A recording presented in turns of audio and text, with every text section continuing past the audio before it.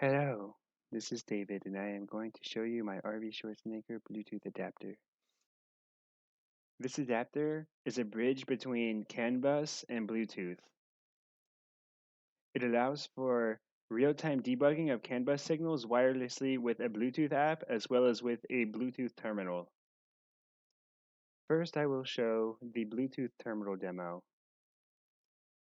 After adding the Bluetooth device and pairing with a Windows computer, I open up a standard serial terminal on Windows. You can see that once connected and opened, the device outputs raw ASCII data in ASC format. Each one of these lines is a raw CAN bus message. For those of you who know what ASC format is, it is essentially just an ASCII string containing the raw payload data of a CAN message. I just finished recording about a 30-second clip of ASC formatted data. I will now use off-the-shelf software called Canopy to convert the ASC file to a MDF file. This allows abstraction away from the CAN bus physical layer. First, I import the ASC file that we just logged. I then open up the converted MDF file so that we can explore the signals. Now that we have the MDF file opened, we can start to debug the system that's attached. The attached system is currently the RVschwarzenegger controller. We can look at the RVschwarzenegger controller signals in order to debug remotely.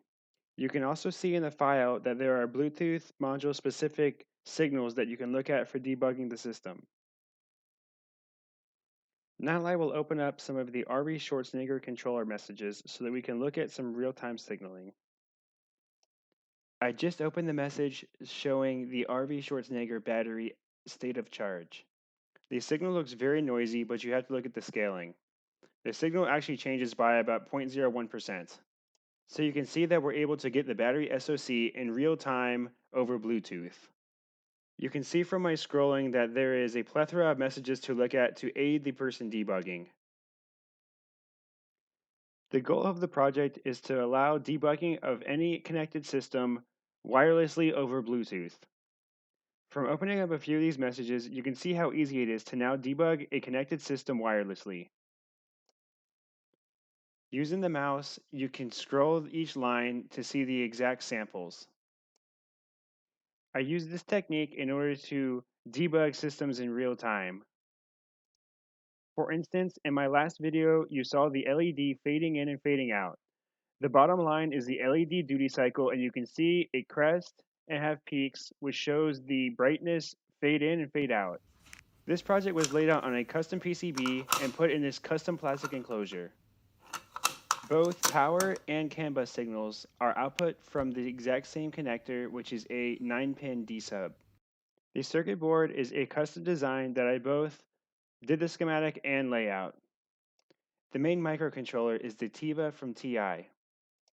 The Bluetooth stack is provided by Bluetopia and is hosted on the Tiva. All firmware besides the Bluetooth stack is custom and written by me. The Bluetooth module is class 1 and gets a range of about 500 meters line of sight. Using a class 1 Windows Bluetooth dongle with a very large external antenna will get you 1 kilometer line of sight. I have tested this in my neighborhood and was able to achieve the full 1 kilometer. In front of me is the RVschwarzenegger device that is shown in my other videos. To give the RVschwarzenegger Bluetooth connectivity, all you do is just plug in the system. Since power and CAN bus are both output through the connector, it's very clean. I wrote a custom Android app in order to debug the RVschwarzenegger over Bluetooth. All you do is just connect to the RVschwarzenegger dongle that we just plugged in. From here we click that we wish to display only RVschwarzenegger controller signals. Now you can see that the Android app shows the signals coming from the RVschwarzenegger controller. It shows that the batteries are at about 54 volts and that we're charging the system at 1.1 amps. You can see that it is now possible to monitor the RVschwarzenegger wirelessly. One of the best features of the system is being able to flash the system's firmware over CAN. In order to flash the firmware, I use a custom Windows application and choose the hex file I am trying to flash to the system.